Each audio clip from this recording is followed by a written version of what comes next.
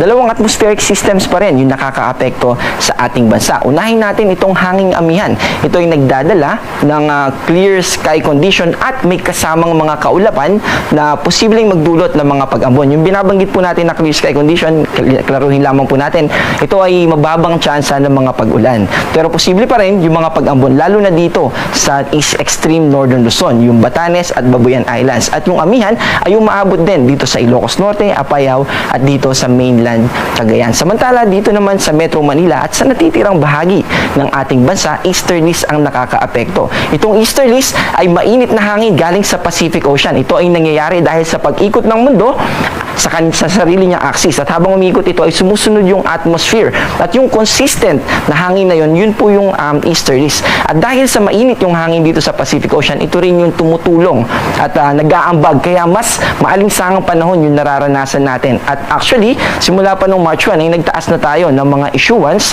na may patungkol sa heat index.